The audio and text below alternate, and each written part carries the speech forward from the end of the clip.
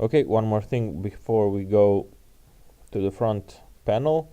We need to connect the covered distance indicator, and going to the front panel, running the car.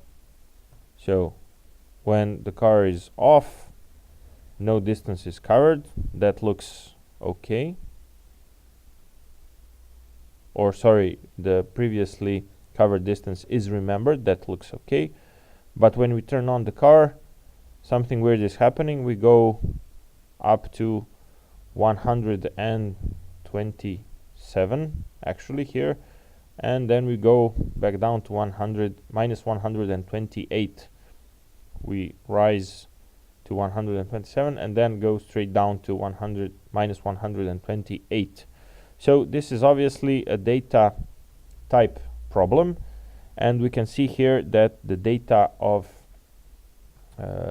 representation of these values is I8, integer 8, which means an 8-bit integer, and the limits of 8-bit integer are actually the minus 128 and 127.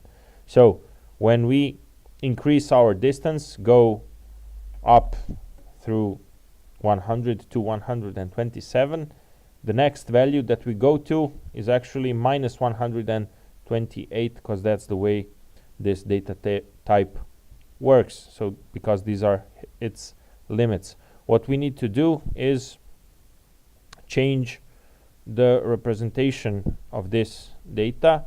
So let's use double, since double has much larger limit, and we don't need to have only integers in the covered distance, although the result will always be an integer, but this is the easiest way to change this, to correct this problem at this moment.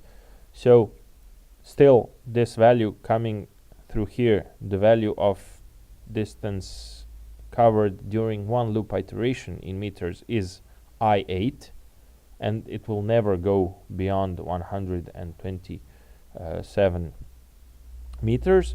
But when we sum it with the double data type, the result also becomes double, so there should be no more problems with this when we start the program.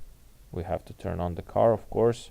So distance covered increases, and increases more steeply if the car is moving faster, and less steeply if the car is moving slower.